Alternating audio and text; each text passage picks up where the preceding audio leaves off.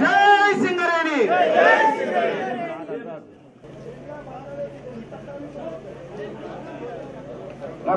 నేను చెప్తాను, ఇండియా భరిస్తుందో అదేవిధంగా మన రాష్ట్ర ప్రభుత్వము అదేవిధంగా సింగరేణిని కూడా భరించాల్సిన అవసరం ఉంది. వారసత్వ ఉద్యోగాలు చెప్పారు.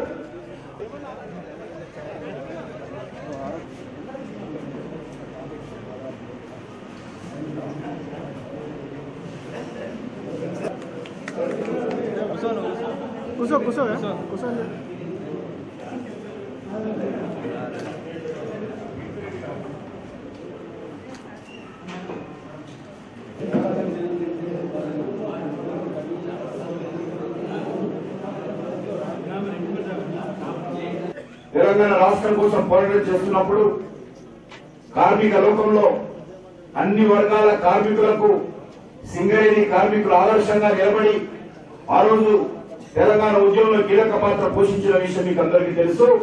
ఈ తెలంగాణ సమాజం ఎప్పుడు కూడా సింగరేణి కార్మికులను మర్చిపోదని చెప్పి ఈ సందర్భంగా మనం చేస్తున్నాం. అందుకే ఇటీవల శాసనసభ సమావేశాలు జరుగుతున్నప్పుడు బిజినెస్ అడ్వైజరీ కమిటీలో నేను ముఖ్యమంత్రి గారికి స్పీకర్ గారికి అందరికీ వివరించడం జరిగింది. మనము సింగరేణి కార్మికుల పైన చర్చ జరుగుతున్నదో ప్రతిపాదన చాలా మంచి ప్రతిపాదన. ఇది పూర్తి స్థాయిలో చర్చ జరగాలి. ఒక గంట సేపు 10 నిమిషాలు ఒక క్వశ్చన్ ఆన్సర్ అనకుండా పూర్తి స్థాయిలో చర్చ జరగాలని మరి చెప్పినప్పుడు ముఖ్యమంత్రి గారు ముందుకొచ్చి శాసనసభలో పూర్తి స్థాయిలో చర్చ జరిగింది. ఎందుకంటే ఈరోజు చిన్న సింగరేణి మరి చిన్న సంస్థ కాదు, 6 జిల్లాలలో విస్తరించున్నది. అనేక మంది వేలాది మంది కార్మికుల భవిష్యత్తుకు సంబంధించినటువంటిది. లక్షలాది కుటుంబాలు ప్రత్యక్షంగా పరోక్షంగా సింగరేణి ఆధారపడి జీవనం కొనసాగిస్తున్నటువంటి ఈ సింగరేణిని రాజకీయాలకు అతీతంగా మనమందరం అండగా నిలబడాల్సిన అవసరం ఉంది, రక్షించాల్సినటువంటి అవసరం ఉంది. మనకు తెలుసు ఏపీ రిలయన్స్ ఫ్యాక్టరీ కానీ, ఆల్వేజ్ ఫ్యాక్టరీ కానీ, ఐడిపిఎల్ ఫ్యాక్టరీ కానీ, ప్రాగా టూల్స్ కానీ, లేకపోతే సిరిపూర్ పేపర్ మిల్ కానీ అనేకమైనటువంటి పెద్ద పరిశ్రమలు తెలంగాణకి తలమానికమైనటువంటి పరిశ్రమలన్నీ మూతపడ్డాయి.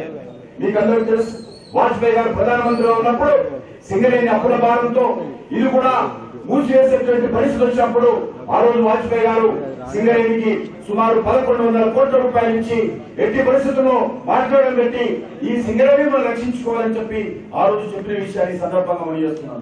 తీవ్ర నష్టాల్లో ఉండింది ఆ రోజు. అదృష్టవశాత్తు ఈ రోజు సింగరేణి కొంత లాభాల పట్టులో పడ్డారు. దీన్ని ఇంకా మరింతగా కార్మికుల సంక్షేమాన్ని దృష్టిలో పెట్టుకుని సింగరేణి మరింత ముందుకు తీసుకెళ్లాల్సినటువంటి అవసరం ఉందని చెప్పి శాసనసభలో మరి మేమందరం కూడా మాట్లాడే విషయాన్ని సందర్భంగా మనం చేస్తున్నాం. మరి ఎవరో చెప్పిన విషయాలు కాకుండా ప్రత్యక్షంగా కార్మికులను కలవాలి. ఇక్కడ ఉన్నటువంటి వారసత్వ ఉద్యోగాలకు సంబంధించినటువంటి కార్మికులను కలవాలి. ఇన్కమ్ ట్యాక్స్ తగ్గాలనుకుంటున్నటువంటి కార్మికులను కలవాలి. ఇక్కడ ఉన్నటువంటి మరి కాంట్రాక్ట్ వర్కర్స్ ఎవరైతున్నారో మరి వాళ్ళకు కూడా కలవాలి. అదేవిధంగా అనేక విభాగాలలో పనిచేస్తున్నటువంటి కాంట్రాక్ట్ వర్కర్స్ వాళ్ళకు కూడా కలవాలి. ఇక్కడ ఉన్నటువంటి అండర్ గ్రౌండ్ మైన్స్ వెళ్ళాలి, ఓపెన్ కాస్ట్ మైన్స్ వెళ్ళాలి. అదేవిధంగా మరి ఈరోజు ఏదైతే రైతులు సింగరేణి కారణంగా భూములు కోల్పోయారో, కొన్ని గ్రామాలు కనుగొనయ్యాయో వాళ్ళ బాధలు కూడా వినాలి, ప్రత్యక్షంగా తెలుసుకోవాలి. హైదరాబాద్ లో కూర్చోనో, వరంగల్ లో కూర్చోనో, భూపాలపల్లి పట్టణంలో కూర్చోనో తెలుసుకోవడం కాదు, కార్మికుల మధ్యలో మమేకమై కలవాలనేటువంటి లక్ష్యంతో ఈ రోజు కార్యక్రమం చేపట్టారు. రాష్ట్ర ఏర్పాటులో సింగరేణి కార్మికులు కీలక పాత్ర పోషించారు.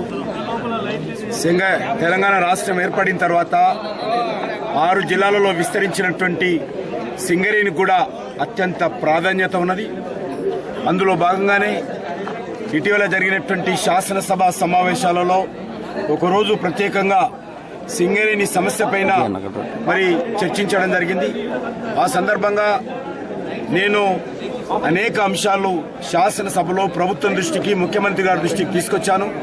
కానీ దురదృష్టం ఏంటంటే ఇక్కడ ఎవరు కూడా కాంట్రాక్ట్ కార్మికులు లేరు అనే విధంగా ముఖ్యమంత్రి గారు సభను తప్పుదోవ పట్టించే విధంగా మరి కాంట్రాక్ట్ కార్మికులకు అన్యాయం చేసే విధంగా మాట్లాడారు. అదేవిధంగా ఇచ్చినటువంటి వారసత్వ ఉద్యోగాల హామీ కూడా ఈరోజు కోర్టు కారణంగా మళ్ళీ ఆగిపోయింది. ఇక్కడ ఏర్పాటు చేయాల్సినటువంటి సూపర్ స్పెషాలిటీ హాస్పిటల్స్ కానీ, సింగరేణి మెడికల్ కాలేజ్ కానీ ఈ బడ్జెట్లో పెట్టాల్సినటువంటి అవసరం ఉంది. ఇంకా కార్మికులకు సంబంధించినటువంటి అనేక అంశాలు, అది వైద్యానికి సంబంధించి కానీ, విద్యకు సంబంధించి కానీ, సంక్షేమానికి సంబంధించి కానీ ఈరోజు పరిష్కారం చేయాల్సినటువంటి అవసరం ఉంది. ఇక్కడ అనేక స్థాయిలో జరుగుతున్నటువంటి అవినీతిని కూకట్టి వేళ్లతో పెకిలించి ఈరోజు ఉక్కు పాదం మోపి అవినీతిని నిర్మూలించి ఈ యొక్క సింగరేణిని మరింత అభివృద్ధి బాటలో తీసుకెళ్లాలి. దానితో పాటు కార్మికులు పూర్తి స్థాయిలో న్యాయం జరగాల్సినటువంటి అవసరం ఉంది. అదేవిధంగా ఈ యొక్క సింగరేణికి సంబంధించినటువంటి అన్ని అంశాలు, ముఖ్యంగా భూములు కోల్పోయినటువంటి రైతులు కానీ, ఇండ్లు కోల్పోయినటువంటి గ్రామాలు కానీ ఈరోజు చాలా ఇబ్బందులకు గురవుతున్నారు. వాళ్లకు ఏ రకమైనటువంటి సహాయం చేయకుండానే ఓఆర్ఆర్ ప్రాజెక్టు కానీ, కనీసం హౌసింగ్ స్కీమ్ కానీ ఇన్వాల్వ్ చేయకుండానే గ్రామాలు బలవంతంగా ఓపెన్ కాస్ట్ మైనింగ్ పేరుతో మనుగూరులో ఖాళీ చేస్తున్నటువంటి పరిస్థితి, అనేక ప్రాంతాల్లో ఈరోజు కనుమరుగవుతున్నటువంటి పరిస్థితి ఉన్నది. ఈ విషయాలన్నీ కూడా ప్రత్యక్షంగా తెలుసుకొని ఈ విషయాలన్నిటిపైన కూడా మరి ఈరోజు రానున్న రోజుల్లో కార్మికులకు న్యాయం జరగడము, సింగరేణిని మరి అవకతవకల నుంచి అవినీతి నుంచి రక్షించి అభివృద్ధి బాటలో తీసుకెళ్లడమే ప్రధాన లక్ష్యంగా ఈరోజు ఈ కార్యక్రమం చేపట్టాము. మరి శాసనసభలో మాట్లాడమే కాదు, ప్రత్యక్షంగా కార్మికులను, అధికారులను, రైతులను, మరి అన్ని వర్గాల ప్రజలను కూడా కలిసి సింగరేణి పూర్తి స్థాయిలో అధ్యయనం చేయడానికి నేను వచ్చాను. ముఖ్యంగా కాంట్రాక్టు కార్మికులు 24,000 మంది ఈరోజు సింగరేణిలో పనిచేస్తా ఉన్నారు. ముఖ్యమంత్రి స్థాయి వ్యక్తి సింగరేణిలో కాంట్రాక్టు కార్మికులు లేరు అని ఈరోజు అధికారులు ముఖ్యమంత్రి గారిని తప్పుదారి పట్టించారా, ముఖ్యమంత్రి కావాలని మరి సభలను తప్పుదారి పట్టించారా, ఈరోజు తెలియాల్సిన అవసరం ఉంది. నేను ముఖ్యమంత్రి గారి పైననే సభా హక్కుల ఉల్లంఘన నోటీసు ఈరోజు శాసనసభలో ఇచ్చాను. ఖచ్చితంగా ఈ అంశం పైన ప్రభుత్వాన్ని వదిలే ప్రసక్తి లేదు. కాంట్రాక్టు కార్మికులు రెగ్యులరైజ్ చేయాల్సిన అవసరం ఉంది. ఏదైతే ఈరోజు విద్యుత్ శాఖలో కాంట్రాక్టు కార్మికుల వ్యవస్థ ఉందో అదే రకమైనటువంటి వ్యవస్థ సింగరేణిలో ఉన్నది. విద్యుత్ శాఖలో ఉన్నటువంటి కాంట్రాక్టు కార్మికులను రెగ్యులరైజ్ చేస్తున్నప్పుడు సింగరేణిలో ఉన్నటువంటి కాంట్రాక్టు కార్మికులను కూడా రెగ్యులరైజ్ చేయాల్సినటువంటి బాధ్యత సింగరేణి మేనేజ్మెంట్ మీద, రాష్ట్ర ప్రభుత్వం మీద ఉన్నది. ఇక్కడ ఈ విషయాలన్నిటిపైన కూడా సమగ్రంగా అధ్యయనం చేసి ఇటు ముఖ్యమంత్రి గారికి, అటు ప్రధానమంత్రి గారికి, ఇటు చీఫ్ సెక్రటరీకి, అటు కేంద్ర కార్మిక శాఖ, ఆర్థిక శాఖ మంత్రులకు నివేదికలు ఇచ్చి భవిష్యత్తులో ఈ సింగరేణిని మరింత ఒక సంక్షేమ సంస్థగా, మరింత అభివృద్ధి చెందుతున్నటువంటి సంస్థగా, మరింత కార్మికుల క్షేమం కోరే సంస్థగా, మరింత ఈ రాష్ట్రానికి మరింత మంచి పేరు తీసుకొచ్చేటువంటి సంస్థగా అందరము రాజకీయాలకు అతీతంగా దీన్ని తీర్చిదిద్దాలని ఆ యొక్క లక్ష్యంతో ఈ పర్యటనకు నేను వచ్చాను.